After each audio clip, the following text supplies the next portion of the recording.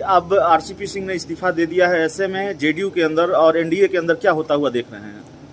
भाई आरसीपी जी के इस्तीफे से जेडीयू का तो मुझे पता नहीं, पर इतना ज़रूर है कि जिस तरीके से गठबंधन की दरारें दिख रही थी वो दरारें और स्पष्ट होंगी। अब आरसीपी सिंह ने इस्तीफा दे दिया है, ऐसे में जेडीयू के अंदर और एनडीए के अंदर क्या होता हुआ देख रहे हैं? भाई आरसीपी जी के इस्तीफे से जेडीयू का तो मुझे पता नहीं, पर इतना ज़रूर है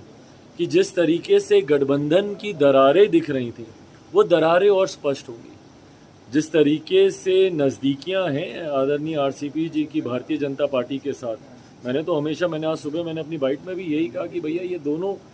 जो गुट बने हुए हैं जनता दल यूनाइटेड में, एक गुट जो कि खुल के समर्थन करता है भारतीय जनता पार्टी का और दूसरा गुट, मुख्यमंत्री जी के गुट की बात कर रहा हूँ, समर्थन जरूर करते हैं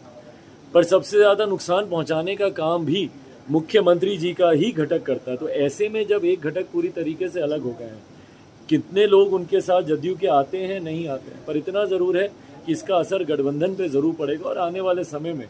समय दिखाएगा कि भैया किस तरीके से जेडीयू के राष्ट्रीय अध्यक्ष ये कहते हैं कि चिराग पासवान ने षड्यंत्र रचा। जेडीयू के मुख्य प्रवक्ता ये कहते हैं कि चिराग पासवान ने षड्यंत्र रचा, इसलिए हम 43 सीटों पर सिमट गए। जब 2020 के विधानसभा चुनाव में आरसीपी सिंह संगठन महासचिव की भूमिका में थे, आज उन्होंने कहा है कि नीतीश कुमार ने जेडीयू को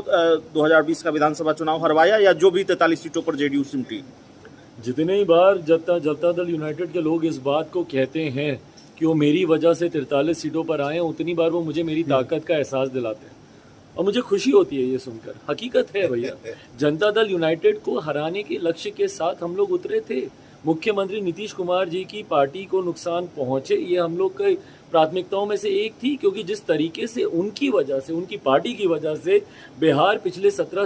सालों से बदहाली की कगार पर है। आज बिहार के बच्चे पलायन करते नहीं थक रहे हैं, तो इन तमाम कारणों के जिम्मेदार वो थे। तो ये लक्ष्य था हम लोग का कि जनता दल यूनाइटेड को नुकसान हो, बट हाँ,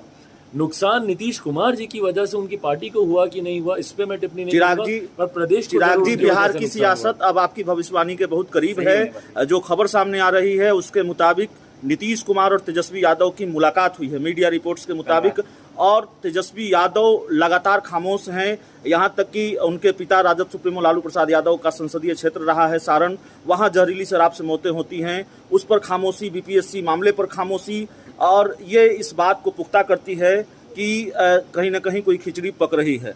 भाई मुझे इस बात की जानकारी नहीं है, खिचड़ी पक रही होगी तो परोसी भी जाएगी, बहुत जल्द सामने भी आएगी, पर फिलहाल जैसा मैंने कहा, मेरा ध्यान तो भाई अपनी पार्टी, अपने संगठन और अपना कर्तव्य प्रदेश की तरफ जो है। आज मैं गया हुआ था, कल मैं छपरा भी जाऊंगा जहां पे जहरीली शराब से मौतें हुई हैं। मैं अपना कर्तव्य निभा रहा हूं, सरकार रहती है, गिरती है, ये जब जो कदम उठाएगा उस वक्त टिप्पणी की जाएगी।